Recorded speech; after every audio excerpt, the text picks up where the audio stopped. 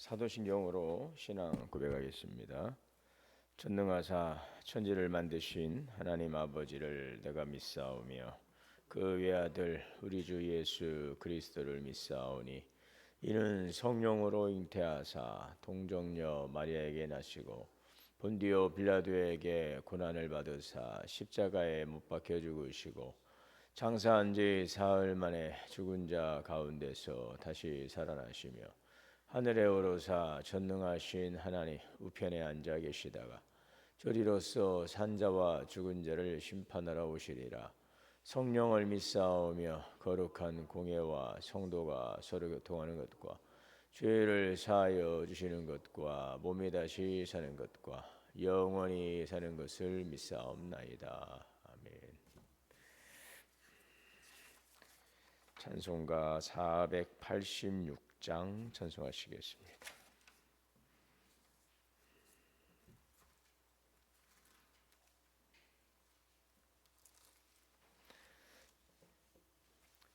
이 세상에 근심된 일이 많고 참 평안을 몰랐구나. 내 주 예수 날 부르시니 곧 평안히 쉬리로다. 주 예수의 구원의 은혜로다. 참 기쁘고 즐겁구나. 그 은혜를 영원히 누리겠네. 저 평안히 쉬리로다. 이 세상에 곤고한 일이 많고 참 쉬는 날 없었구나. 내 주 예수 날 사랑하시오니 곧 평안히 쉬리로다. 주 예수의 구원의 은혜로다. 참 기쁘고 즐겁구나. 그 은혜를 영원히 누리겠네. 곧 평안히 쉬리로다. 이 세상에 죄악된 일이 많고 참 죽을 일 쌓였구나. 내 주 예수 날 건져 주시오니 곧 평안히 쉬리로다. 주 예수의 구원의 은혜로다. 참 기쁘고 즐겁구나. 그 은혜를 영원히 누리겠네. 곧 평안히 쉬리로다. 기도하겠습니다. 은혜로우신 하나님 아버지, 이 새벽 저희의 눈을 열어 주님의 전에 나올 수 있도록 주님께서 은혜 주셔서 오늘 이 한 날 시작하게 하시니 감사합니다. 어둠이 아직 물러가지 않은 시간이지만 오늘도 하나님의 음성을 세상의 소리들보다 먼저 들을 수 있는 은혜를 주시니 감사합니다. 나를 사랑하는 자가 나의 사랑을 잊고 나를 간절히 찾는 자가 나를 만나리라 하신 주님, 오늘도 간절한 기대와 소망을 가지고 주님 앞에 나왔사오니 주님 오늘도 한량없는 사랑과 은혜로 충만케 하여 주옵소서. 어제의 피로와 염려를 내려놓고 오늘 하루도 주님의 손에 맡겨드립니다. 우리가 스스로 인생의 주인들이 했던 우리의 교만과 무지함을 용서해 주시고 하나님을 의지하며 신뢰하며 살아가게 하여 주시옵소서. 항상 주님의 말씀 앞에 서서 주님의 말씀을 정정하고 주님의 말씀을 따라가는 삶이 되게 하여 주시옵소서. 오늘 하루 또 이 한 주간의 삶이 주님과 동행하는 삶을 통하여서 주님이 주시는 평안과 기쁨이 우리 가운데 흘러 넘쳐나게 하여 주옵소서.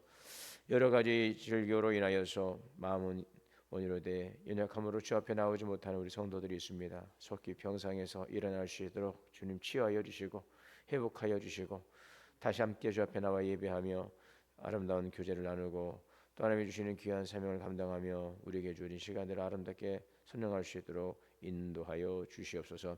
성도들의 가정과 자녀와 기업을 지켜주시고 땀 흘려 수고하는 일터에 주의 복을 더하사 수고의 열매를 거두며 하나님 또 여러 가지 경제적인 궁핍함으로 인하여 어려움 겪지 않도록 우리 주님께서 은혜의 문을 열어 주시옵소서. 이 시간 귀하신 말씀을 통하여 듣고 깨닫고 믿음으로 순종함으로 제 말씀 안에 살아가는 복된 생명의 말씀 되게 하옵소서. 우리 주 예수님의 이름으로 기도하옵나이다. 창세기 13장 1절에서 18절까지 봉독하겠습니다.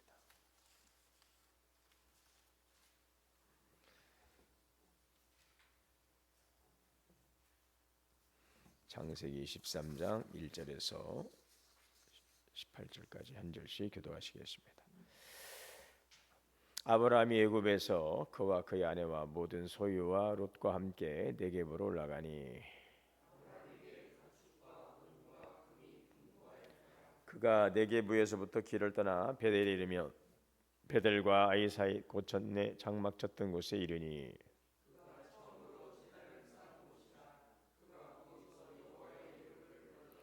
아브라함의 일행 롯도 양과 소와 장막이 있으므로 이는 그들의 소유가 아브라함에서 그러므로 아브라함의 가축의 목자와 롯의 가축의 목자가 서로 다투고 또 가나안 사람과 브리스 사람도 그 땅에 거주하였는지라.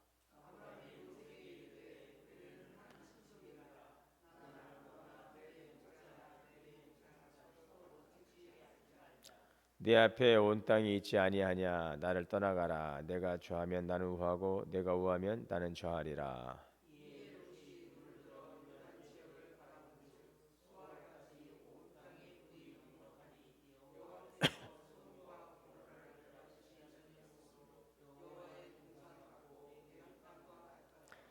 그러므로 롯이 요단 온 지역을 택하고 동으로 옮기니 그들이 서로 떠난지라.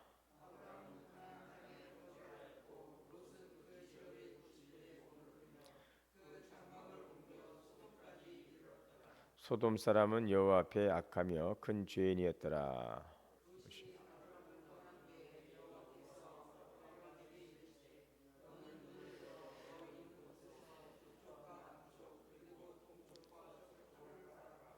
보이는 땅을 내가 너와 네 자손에게 주리니 영원히 이르리라. 내가 네 자손이 땅에 티끌 같게 하리니 사람이 땅에 티끌을 능히 셀 수 있을진데 내 자손도 세리라. 너는 일어나 그 땅을 종과 행으로 두루 다녀보라. 내가 그것을 내게 주리라. 이 아브라함이 장막을 옮겨 헤브론에 있는 마므레 상수리 숲에 이르러 거주하며 거기서 여호와를 위하여 제단을 쌓았더라. 아멘. 하나님의 은혜와 평강이 우리 모두에게 충만하시기를 주 이름으로 축복합니다. 지금 아브라함은 애굽에서 나와서 지금 아내와 모든 소유 그리고 조카 롯과 함께 다시 네게브 곧 남방으로 올라옵니다. 그래서 가나안 땅에 거주하다 가뭄으로 인하여서 먹고 살 것이 막막하여 애굽 땅으로 내려갔는데 다시 이제 가나안 땅으로 이제 올라오게 되는 과정입니다. 자, 오늘 1절에서 아브라함이 애굽에서 그와 그 아내 소유 롯과 함께 네겝으로 올라오더라. 이 짧은 한 절 속에 아브라함의 인생에서 결코 녹록지 않았던 시간이 담겨 있음을 보게 됩니다. 애굽에 체류했던 것은 단순한 이주가 아니라 사실은 하나님께서 머물러 하신 그 가나안 땅을 떠날 수밖에 없었던 현실적인 그 어려움들 그 선택이었죠. 두려움에서 이제 비롯된 내가 여기서 살다가는 내가 살 수 없겠구나라고 하는 그런 두려움, 그 속에서 선택한 판단이었지만 그가 가나안 애굽 땅으로 내려가서 겪어야 했던 일련의 여러 가지 그 참 아내를 빼앗기고 또 그로 인해서 큰 마음의 상심과 그 두려움, 어떤 생명의 위협을 느꼈던 이러한 일련의 과정들은 좀 그 가정이 큰 위기였고 또 그에게는 지우고 싶은 그런 수치적인 사건도 있었습니다. 결국 그것은 하나님의 그 말씀을 떠난 선택이다라는 것을 오늘 우리가 이제 이런 성경을 통해서 이제 그런 영적인 의미들을 좀 발견해낼 수가 있는데, 기근이라는 현실 앞에서 아브라함은 그 하나님께서 머물라 하신 그 가나안 땅에 머문다는 것이 현실적으로 어렵다라는 그 판단하에 그는 눈에 보이는 환경을 따라서 이제 애굽으로 내려갔다라고 이제 보는 것이죠. 애굽은 아브라함에게 안정을 보장해 줄 수 있는 어떤 대안으로 생각되었지만 사실 그곳에서 오히려 자신의 연약함과 믿음의 한계를 적나라하게 보게 되는 그러한 경험을 하는 곳이 되었습니다. 약속의 땅을 떠나서 우리가 현실을 붙들 때에 문제는 해결되기보다는 더 복잡해지고 또 이제 하나님 앞에서뿐 아니라 사람 앞에서도 고개를 들기 어려운 상황에 놓이게 된다는 것, 이것을 우리가 교훈 삼을 수 있습니다. 3절에 그가 네게부에서부터 길을 떠나 베델에 이르며 베델과 아이 사이 곧 전에 장막 쳤던 곳에 이르니 그가 처음으로 제단을 쌓은 곳이라. 그가 거기서 여호와의 이름을 불렀더라. 이곳은 지금 아브라함이 하나님의 말씀에 순종해서 처음 발을 디뎠던 곳입니다. 하나님께서 아브라함에게 약속하셨죠. 내가 보는 그 땅을 네게 주리라. 비전의 말씀이 주어졌던 그 감격적인 장소입니다. 하나님을 만났던 자리로 지금 아브라함이 다시 돌아오게 된 것입니다. 하나님께서 부르셨던 자리, 말씀을 받았던 자리, 제단이 있던 자리, 이곳으로 다시 돌아온 것입니다. 처음 제단을 쌓은 곳이라 그랬어요. 오늘 사전에 그가 처음으로 제단을 쌓았다. 이 처음으로 제단을 쌓았다라고 의미하는 바가 무엇일까요? 믿음이 시작되는 자리, 관계가 열리는 자리. 자, 그러나 그곳은 아브라함에게는 눈에 보이는 증거가 하나도 없던 때였죠. 그냥 하나님의 말씀만 있던 곳이었습니다. 그러나 그곳은 믿음이 시작된 자리였어요. 하나님께서 붙들었던 자리죠. 말씀을 붙들었던 자리, 하나님의 비전을 주셨던 그 자리, 처음으로 관계가 열렸던 그 자리. 자, 그곳에서 그럼에도 그런 제단을 쌓았습니다. 이것이 의미하는 것은 이 땅의 주인은 바로 네가 아니라 나다, 하나님이시다 라는 것을 보여주는 것입니다. 내 인생의 방향은 환경이 정하는 것이 아니라 하나님의 말씀이 우리의 나갈 바를 정해 주신다는 것이죠. 이것은 바로 그러므로 하나님을 내 인생의 주인으로 모시고 살겠습니다. 하나님의 말씀을 주신 곳에서 제단을 쌓는다는 것은 내 인생의 삶의 방향과 목적을 주님께 두고 주님의 말씀 안에서 살아가겠습니다. 그러한 결단이 거기에 담겨져 있는 거죠. 내 힘으로 살지 않겠습니다. 내 인생의 주인은 바로 하나님이십니다. 내 인생은 주님의 손에 달려 있습니다. 관계의 고백입니다. 하나님은 멀리 계신 분이 아니십니다. 지금도 나와 함께 하시는 곳에 임마누엘로 함께 하시는 주님이십니다. 지금 앞에는 아무것도 없어요. 말씀은 있지만 이미 이루어진 건 없어요. 그럼에도 불구하고 앞이 보이지 않아도 주님의 약속, 그 말씀을 붙들면 나는 충분합니다 라는 바로 그러한 고백이죠. 이곳에서 여호와 이름을 불렀다는 것은 하나님을 나의 주님으로 모시겠다는 그런 신앙의 고백인 것입니다. 오늘 이 내용에서 중요한 것은 아브라함이 다시 그래서 베델로 돌아온 것이죠. 아브라함은 애굽에서 실패했습니다. 말씀보다 현실을 선택했고 그곳에서 아내를 잃어버리고 또 생명의 위기를 느끼고 또 그런 상황 속에서 겪어야 했던 어떤 책임을 져야 될 그 남편으로서 가장으로서 그런 역할들을 잃어버렸고 잘못된 선택을 한 것으로 인해서 그에게 그가 감당해야 될 그런 부분들은 그 인생에서 정말 수치스러운 장면이 아닐 수가 없었고 정말 두려움의 시간들이었지만 그래서 그러므로 말씀보다 현실을 선택했던 그곳은 결코 그가 기대했던 곳은 아니었다는 것, 그것을 깨닫게 된 것입니다. 자, 이제 그가 돌아왔습니다. 자, 그런데 사실 그것 또한 아직 모든 것들은 이제 미지수예요. 안전한 것도 아니고 뭔가 실패를 잊게 해줄 그런 장소로 현실적으로 뭔가 눈에 확실하게 보여줘 손에 잡히는 것은 아닙니다. 그냥 하나님을 만났던 자리, 자 하나님을 그냥 말씀을 받았던 자리, 그것이 전부였어요. 그러나 그곳으로 다시 돌아왔다는 것, 이것이 참 중요하다는 것이죠. 제단을 쌓았던 곳에 돌아와서 하나님을 만나는 것, 이것이 바로 회복의 본질이라는 것이죠. 하나님과의 관계를 다시 세우는 그곳이, 그 시발점이 중요하다는 것이, 이것이 바로 회복의 시작이다. 우리 인생의 회복, 하나님의 그 부르심의 자리, 말씀의 자리, 돌아와서 다시 주님을 향하는 우리들의 마음과 시선, 다시 하나님과의 관계를 세우는 바로 그 자리가 회복의 시작, 이것이 중요하다고 하는 것이죠. 하나님과의 관계가 회복되니까 삶의 방향도 회복되는 것입니다. 우리의 회복은 하나님과의 관계가 다시 회복되고 다시 제자리를 찾을 때 시작된다는 것입니다. 그래서 말씀 앞에 선다는 것은 다시 하나님을 내 삶의 중심으로 모시겠다라는 그러한 고백인 것이죠. 여러분, 성도는 하나님의 말씀 앞에 서는 사람이에요. 또한 성도만이 아니라 우리 모든 하나님의 말씀 앞에 설 때만이 우리의 삶의 미래와 소망이 있습니다. 말씀을 듣고 우리가 그것을 판단하는 것이 아니라 그 말씀을 듣고 순종하겠다는 태도로, 말씀을 내 삶의 중심에 두겠다는 결단, 이러한 말씀의 중심의 삶으로 하나님과 온전한 관계를 통해 누리는 은혜가 하나님께서 주시는 진정한 구원의 축복인 것을 기억해야 되겠습니다. 이러한 아브라함의 믿음의 자신감, 그것을 어디에서 볼 수 있습니까? 그가 말씀 앞에 서고 하나님과 관계 앞에 서고 그 말씀을 따라 살아가기로 결단하고 믿음의 자리에서 새롭게 출발하는 그 회복의 시발점에서 그가 이제 어떠한 변화의 모습을 보이고 있습니까? 바로 자신감이죠. 자신감. 이 자신감은 스스로 얻는 자신감이 아니라 하나님 안에서 주시는 그 말씀에 대한 확신과 하나님이 나와 임마누엘 함께 하시고 내 인생을 주장하시고 책임지고 계시다고 하는 그런 분명한 확신, 그것이 바로 롯과 아브라함의 그 선택에서 극명하게 갈리고 있습니다. 이제 후일에 이제 아브라함과 또 롯의 이런 재산이 증식되어가는 과정 속에 있죠.